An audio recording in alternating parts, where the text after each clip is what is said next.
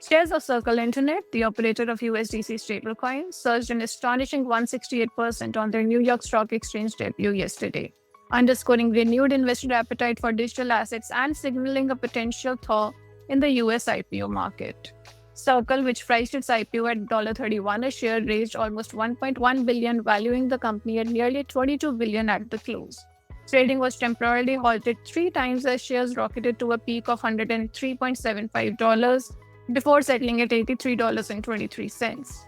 The dramatic debut ranks amongst the largest US IPOs this year, a welcome shift amongst a challenging few months that saw other high-profile listings postponed amidst the tariff-driven policy environment.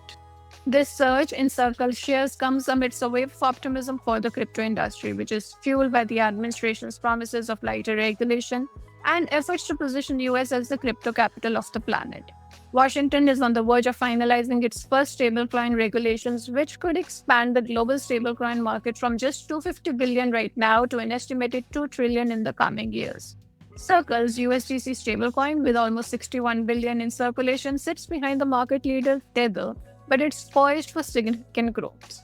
Circle's CEO called the IPO a major milestone and highlighted that Circle's status as a US-listed SEC-supervised company is a step forward in gaining broader market acceptance. Analysts believe that this regulatory clarity could pave way for mainstream adoption of stablecoins, particularly as they become a key component of cross-border payments and a store of value in the emerging markets. However, the stablecoins do remain controversial. Chain analysis estimates that 63% of last year's $51 billion in illicit crypto transactions involved stablecoins. And still, Circle's strong financial performance reflects the potential for stablecoins to serve as a bridge between traditional finance and digital assets. Circle's reserves are managed in a BlackRock money market fund benefiting from high US interest rates. Despite paying out 60% of its revenue in fees and transaction costs to partners like Coinbase, Circle believes that its global network, scale, and regulatory license will give it an edge over traditional banks and other payment providers. The company also bounced back from the 2023 collapse of Silicon Valley Bank, wherein it had $3.3 billion in reserves temporarily trapped. And that was thanks to the swift action by the US regulators.